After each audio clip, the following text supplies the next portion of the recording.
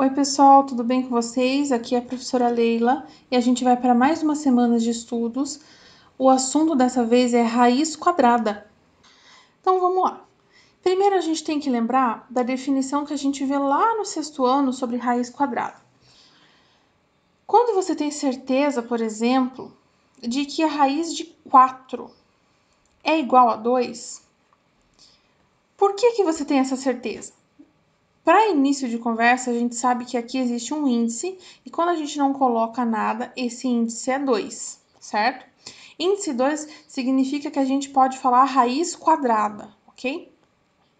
A gente diz que raiz quadrada de 4 é 2 porque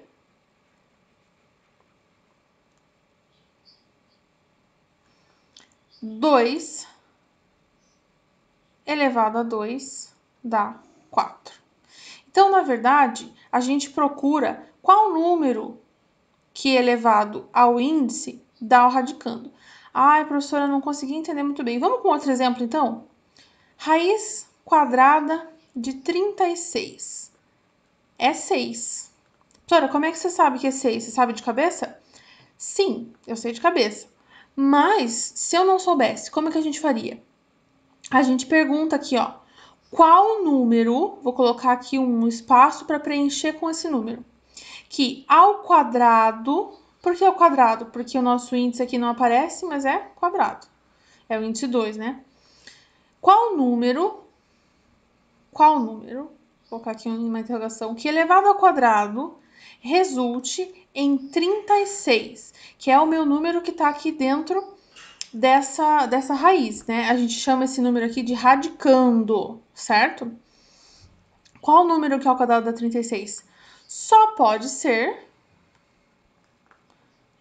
o número 6, vamos completar aqui, que a gente já sabe isso.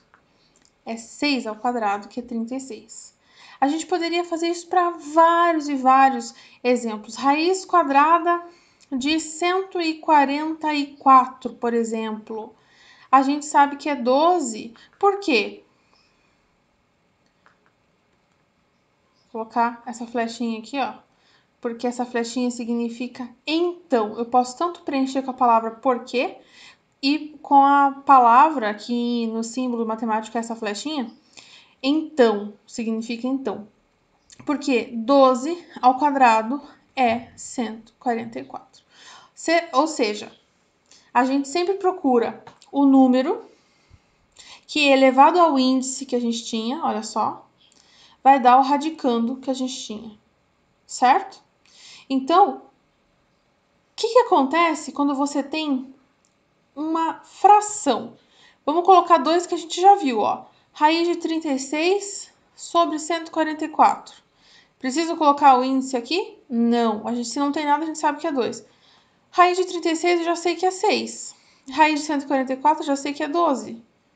Fica 6 sobre 12. Dá para simplificar? Opa, isso é importante. Simplificar sempre, tá, gente? Sempre que possível, você precisa simplificar.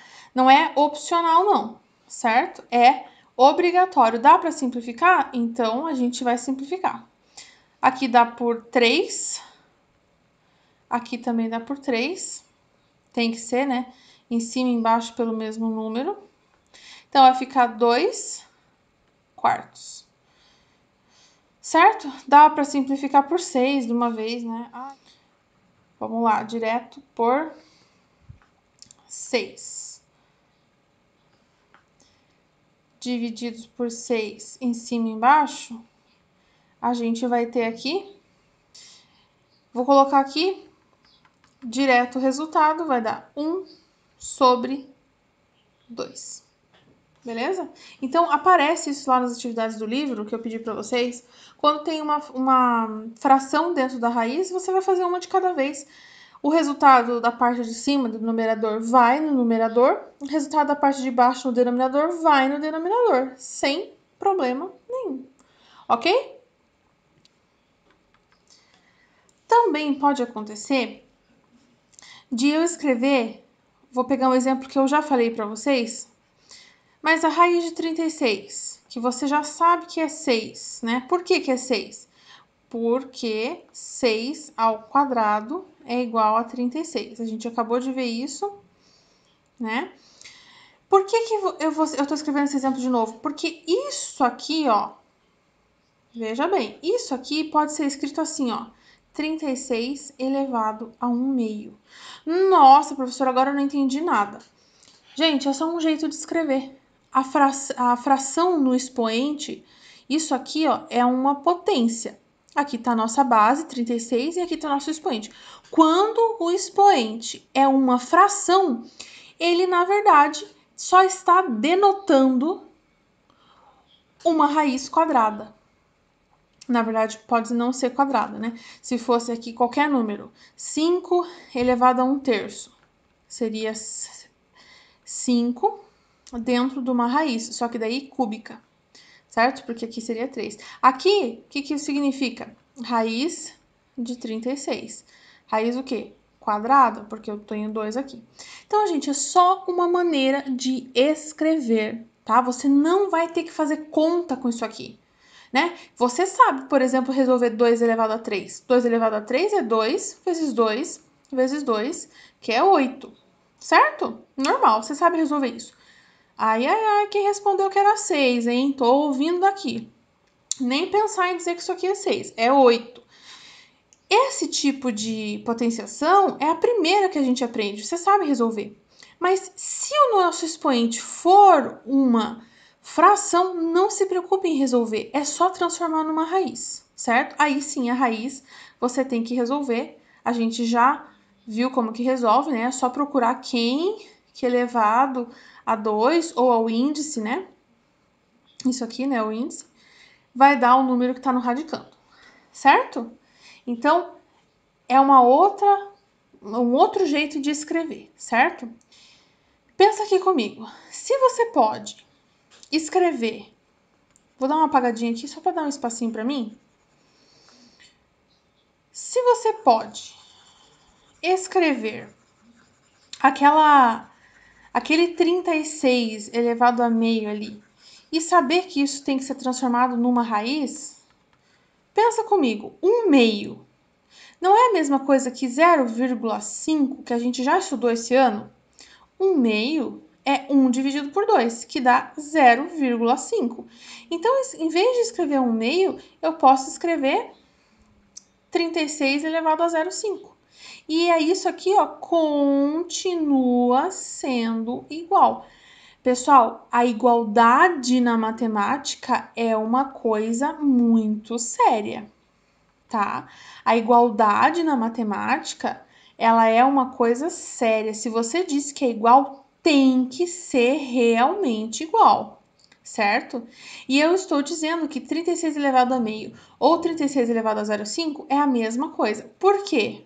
Porque 1/2 é 0,5, certo? Isso também aparece lá nos seus exercícios no seu livro, certo? Então, bastante cuidado com isso. Vamos só fazer uma última observação aqui para não restar dúvida, tá?